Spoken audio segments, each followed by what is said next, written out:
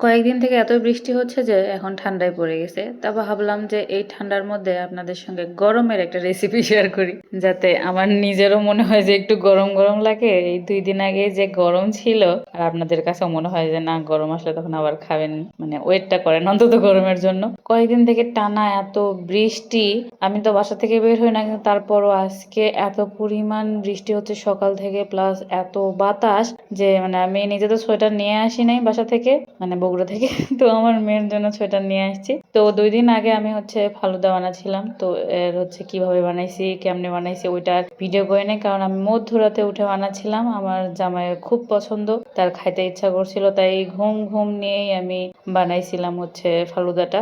আর হচ্ছে আমি ফালুদা কিন্তু বানাতে পারি না, মানে আমি সব পারি, বিশেষ করে রান্না বান্নার যা আছে মানে ডেজার্ট আইটেমগুলো আমি পারি না, চা কফি আমি তাও বানাতে পারি না। মানে আমার জামাইয়ের কথা হচ্ছে আমি সব মানে যেগুলো কঠিন কঠিন আছে সেগুলো পারি, কিন্তু সহজগুলো পারি না। কিন্তু এগুলো কখনো আমার বানানো লাগে না, কারণ আমার শ্বশুরবাড়িতে এতদিন আমি ছিলাম, তো শ্বশুরবাড়িতে এই আইটেমগুলো হচ্ছে আমার শাশুড়ি করে। আর বাকি যেগুলা রান্না বান্নার কাজ আছে বড় বড়, মানে এই গরুর মাংস রান্না করা, কালা ভুনা, মানে এই টাইপের রেসিপি যা আছে সবগুলাই আমি আলহামদুলিল্লাহ খুব ভালো পারি, টেস্টও অনেক ভালো হয়। বাট আমি ডেজার্ট আইটেম তেমন কিছুই পারি না, দুই একটা ছাড়া, যেমন শাহি টুকরা এটা আমি খুব ভালো পারি। তারপর মিষ্টি টিষ্টি এগুলো পারি না, পুডিং মোটামুটি পারি। আর হচ্ছে ফালুদা তো আমি ফার্স্ট টাইম আজকে বানাচ্ছিলাম। তো প্রথমে আমি হচ্ছে আমার শাশুড়ির কাছ থেকে শুনে নিয়েছিলাম রেসিপি, দেন আমি ইউটিউবে রেসিপি দেখলাম। তারপর আমি সব কিছু মিলাই জুলাই আমার নিজের ইচ্ছা মতো, মানে কি আর বলি, ইউনিকভাবে বানাইছি। মানে ফালুদার যে প্যাকেট থাকে ওর সঙ্গে তো এক্সট্রা করে হচ্ছে নুডলস, তারপর হচ্ছে সাবুদানা দিলে দেয়, না দিলে নেই। বাট আমি কি করছি, আগে সাবুদানাটা মানে ফুটাই নিয়েছিলাম, আর ওইটা এত পরিমাণ নরম হয়ে গেছিলো খুঁজেই পাওয়া যাচ্ছিল না। তারপর পুরা 1 প্যাকেট কোকোলা নুডলস দিয়েছি, মানে নুডলসের পরিমাণ এত পরিমাণ বেশি হয়ে গেছে।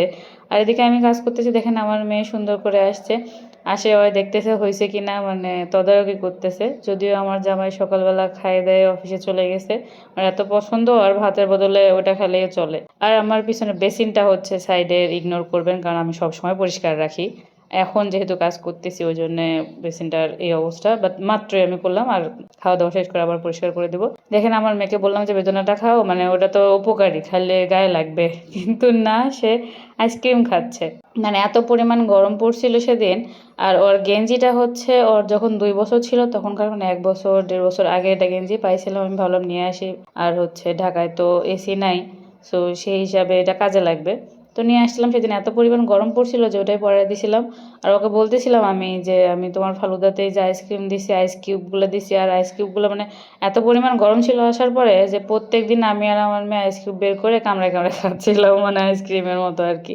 আইসক্রিম তো খাচ্ছিলাম সঙ্গে ওইটাও।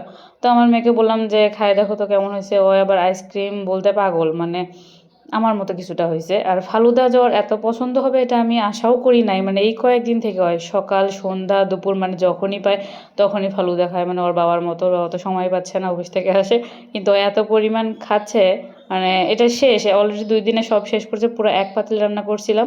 তো আজকের ভিডিওটা এই পর্যন্তই, ভালো থাকবেন সবাই, আল্লাহ হাফেজ।